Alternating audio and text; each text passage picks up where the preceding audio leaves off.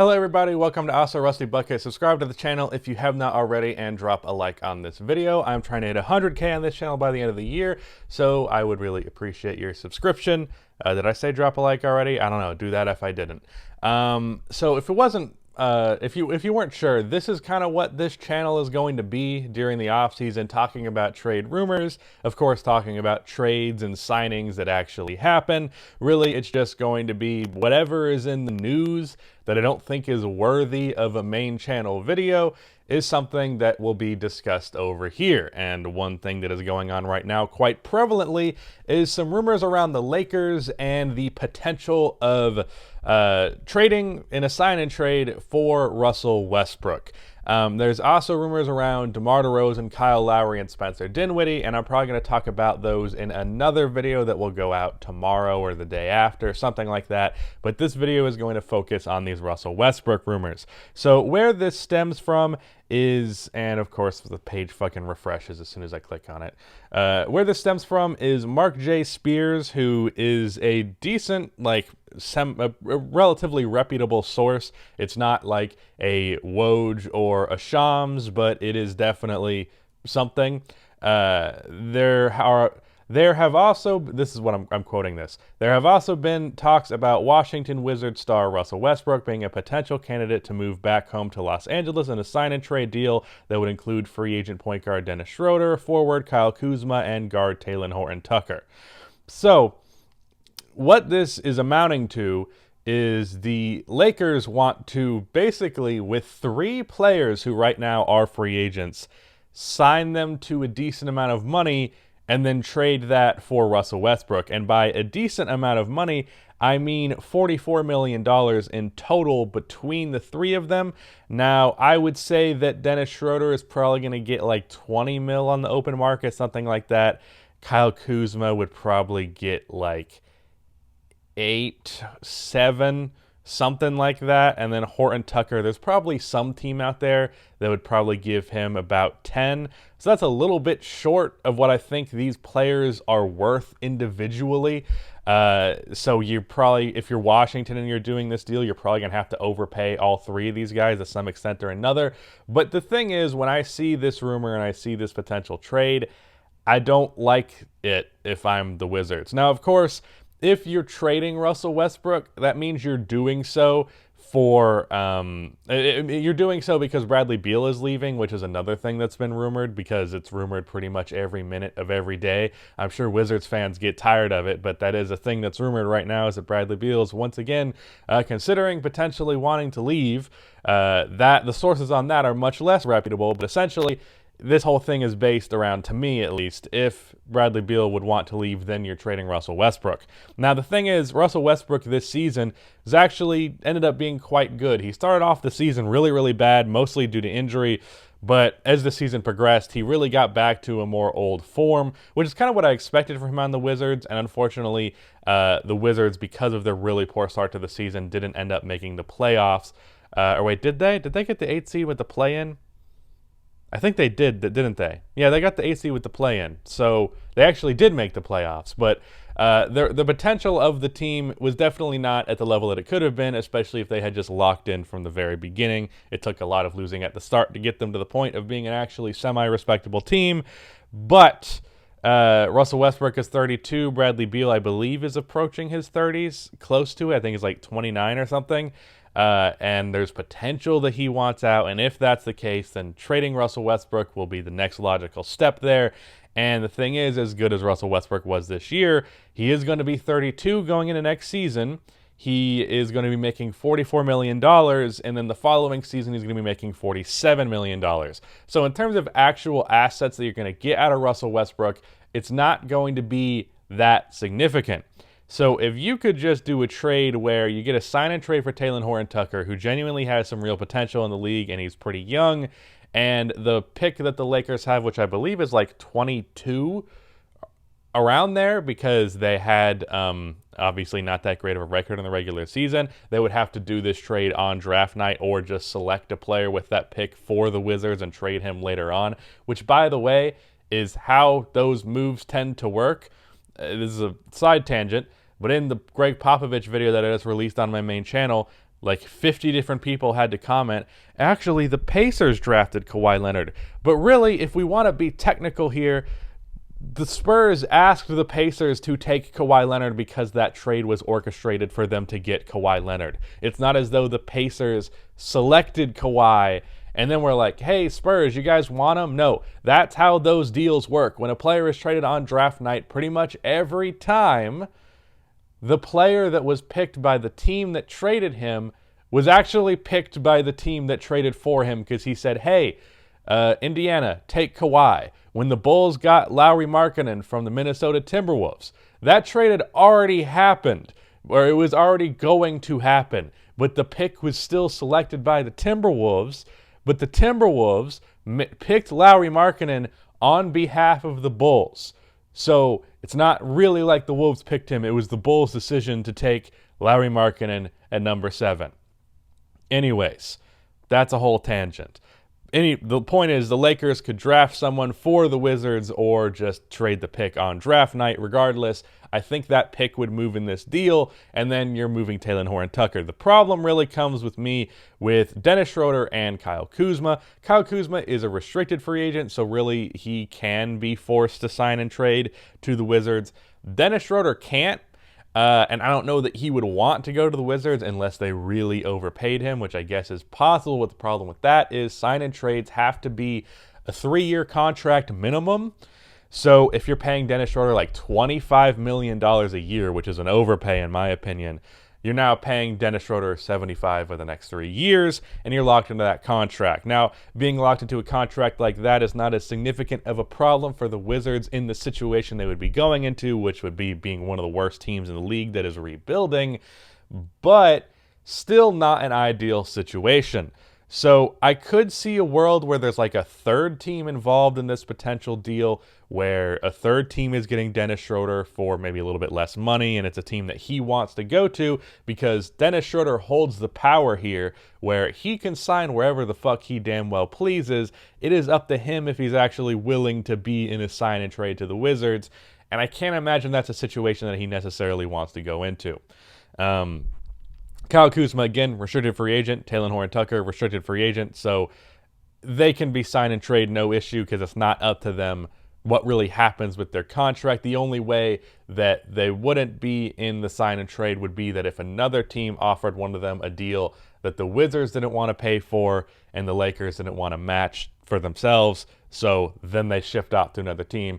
But I don't imagine that's going to be a problem. Kyle Kuzma, I don't think the Wizards would want either on a long-term contract. So definitely not like if these were better players, or players, not necessarily better, but players that made more sense for what the Wizards would be needing going into a rebuild, I think this deal would make more sense. Granted, you're not going to get a whole lot out of Russell Westbrook and Talen Horton-Tucker, who I think genuinely can be like, I think there's a lot of Lakers fans that overrate his potential, but I think he can be a very, very, very solid starting shooting guard who would be like an 18, 5, and 4 guy on passable efficiency. He's not the best three-point shooter, but I think there's room for him to actually get, I think he can be better there. I think he will be better there. So, yeah, he can be, I think, a pretty solid young player.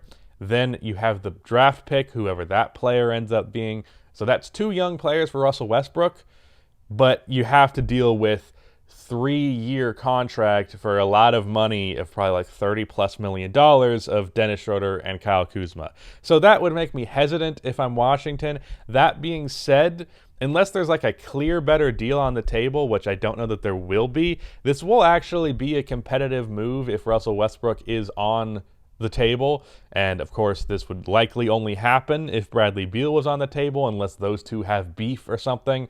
And before anybody thinks about it, the Lakers do not have enough to trade for Bradley Beal, even if the circumstances were like perfect in terms of Beal wanting to be in LA, even then wouldn't happen. But they do have enough to get an older and heavily big contract. I'm not going to say like heavily overpaid, but definitely a bit overpaid Russell Westbrook. And we're 10 minutes into this thing.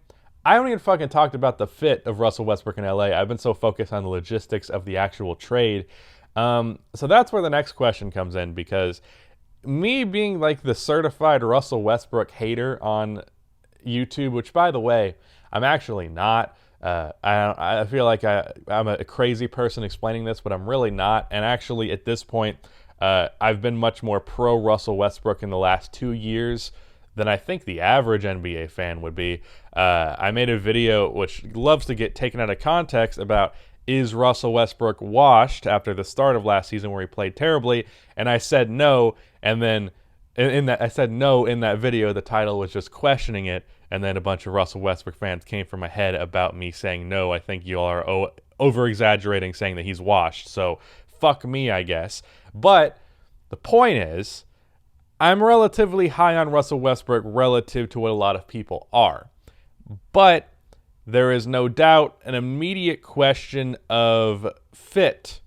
There is an immediate question of how is Russell Westbrook going to fit in a system with LeBron James? Because, of course, Russell Westbrook is ball dominant. Of course, Russell Westbrook is a terrible three-point shooter. So not really going to be all that helpful off ball. He's not even a good off-ball player in spite of the fact that he has a bad shot. Like, it's just not even a guy who's really a cut option or anything like that. And that concerns you. However, at the same time, talent is talent. And I think we saw, like, for example, back with, like, the Miami Heatles, Wade and LeBron was actually kind of a weird fit in the half-court offense, but it worked because LeBron and D. Wade were incredibly talented. Now, Russell Westbrook is not as good as Dwayne Wade was back then, or at least in the first 2 years.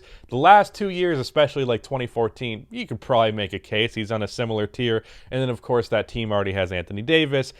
But it's not great. The fit is definitely not great.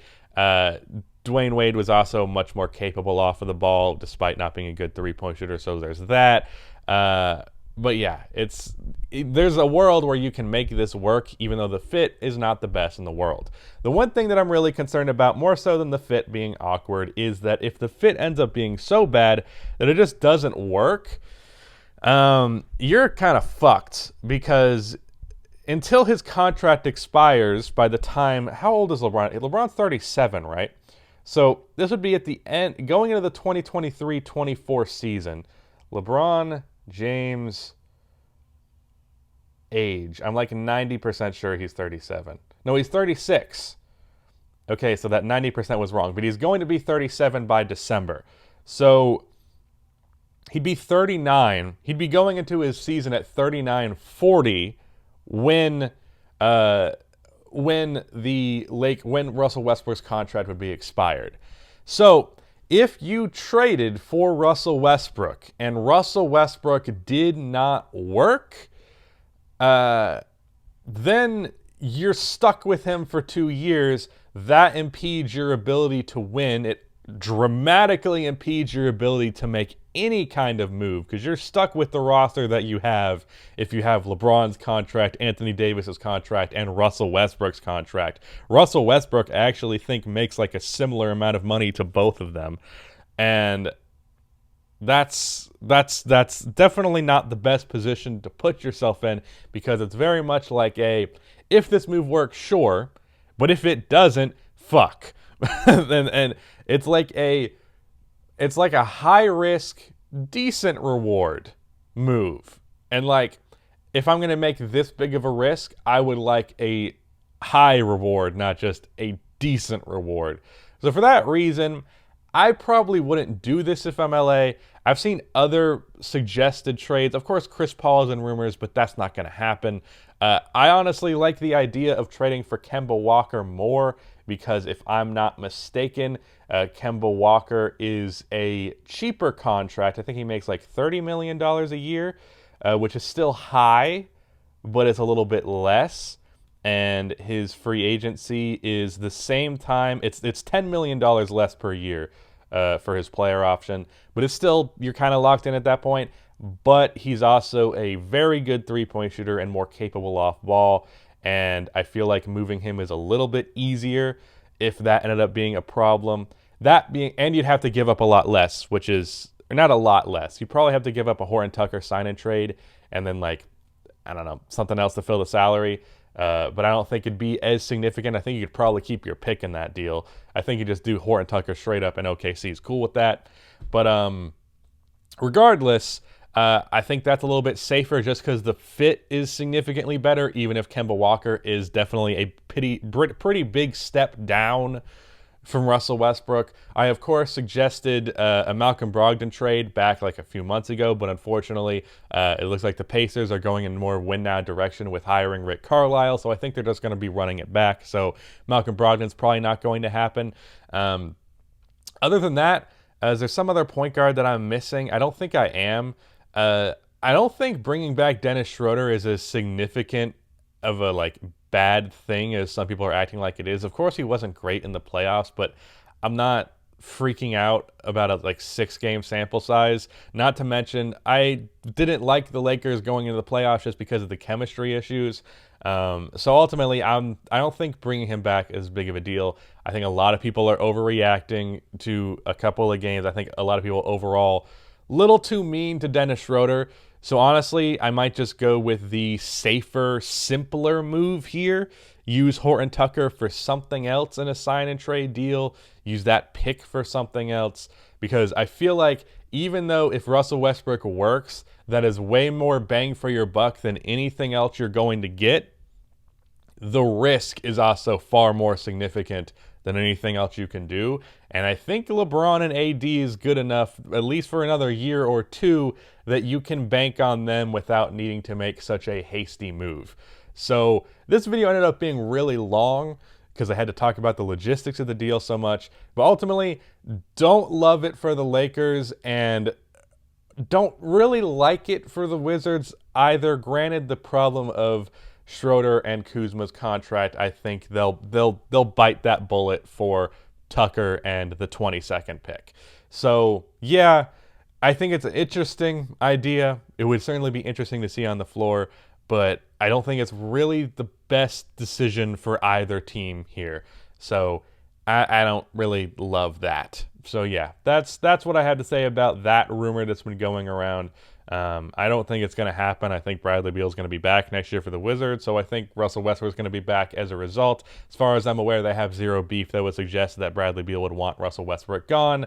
I have heard zero like that, but it's happened in the past, so I was like, hey, maybe that could be the reason. But really, I think we're just speculating on something here that's probably not going to happen. I'm sure the Lakers have discussed it internally, but the Lakers, or a team talking about trading for a star player, really isn't that much news. I just felt like it'd be fun to talk about the logistics of it if it does actually end up becoming a real thing. So yeah, that's what this video was.